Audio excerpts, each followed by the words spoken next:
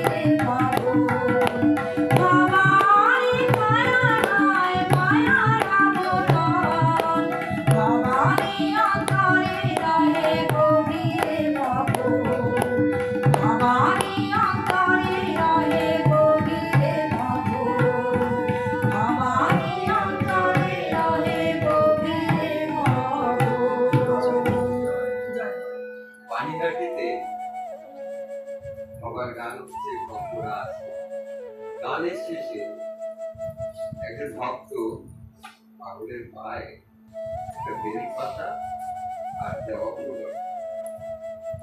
এদিকে নতুন এসেছেন একজন অধ্যাপক, আবার তো সবই জানেন। তিনি বড় বড় চোখ করে দেখছি যে জবা ফুল যে বেল পাতা মানুষ পায়ে দেয়, শিবের কোথায় দেয়, সেই বেল পায়ে কেমন মানুষ নিয়ে আবার পায়ে নিচ্ছে। অবাক পাগলা অন্তর দেয় সব। বাবা কি করো? প্রফেসর। কোথায় থাকো?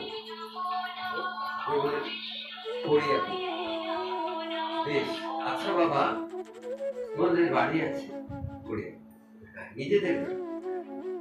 তোমার বাবা থাকতে? হ্যাঁ বাবা। তোমার ঠাকুরদা থাকতে? হ্যাঁ ঠাকুরদার। তাহলে বাবা তোমার ঠাকুরদার সম্পত্তি তোমার বাবা ভোগ করে গেল, তোমার বাবার সম্পত্তি তুমি ভোগ করছো। তাহলে আমার বাবা মার সম্পত্তি আমি ভোগ করবো না তো কে? তুমি। বাবা মার মৃত্যুঞ্জয়, মাঝে আমার সঞ্জীবনী, সেই গানটা পাগল স্মরণ করে দিল। আর তখনই পাগল এই গানটি অবতারণা করে, ভবারে কায়া নয় মায়ার আবেদন, ভবানী অন্তরে রহে কবিরে মন। ভবা পাগল নয়, ভবা পাগলা, পায়ে পা আগলে আছে মা, সেই পা আগলা। পরিচয় চাহ যদি শোনো মহাশয়, মানিতে হইবে ভবার সত্য বচন। ভবানী অন্তরে রহে কবিরে মন। যার অন্তরে ভবানী, তাহলে তাকে পুজো করবে না। অকুল তার পরিচয় একটা ঘটনার মাধ্যমে কিভাবে প্রকাশ করবে। সবাই বাবার সঙ্গ অনেকে করেছে, তারা অনেকে জানেন এই কথাটা, কিন্তু গুছিয়ে বলাটা খুব দরকার। কোন প্রসঙ্গে কিভাবে ভবা পাগলা এই গানটা অবদান করে, গানটা উৎসটা ভবার গান সব কিন্তু তাৎক্ষণিক লেখা। কোন গানই কিন্তু ভবা পাগলা এমনিতে হঠাৎ একটা কিছু দেখলে, আকাশের একটা বিদ্যুতের একটা দেখলে একটা অবস্থা, তার মধ্যে থেকে মাকে দেখছেন, সঙ্গে সঙ্গে তার পর কাউকে দেখে একটা কিছু বুঝে গেলেন, তখনই এইভাবে তাৎক্ষণিক কথা। তাই তো মা শারদাকে তিনি বলতে পেরেছিলেন, তুমি দেখতে পাও ওসব দেখে শুনে লেখা মা, আমি যেমন দেখি তেমন লিখি, যেমন শুনি তেমন গাই, ওসব দেখে শুনে। তুমি রামপ্রসাদের গাও? হ্যাঁ, কমলা গাতে। আমি পরের গান গাইবো কেন? আমি ঘর যাবাই না। মা শারদা যেমন দেখি তেমন দেখি, যেমন শুনি তেমন গাই, ওসব দেখে শুনে।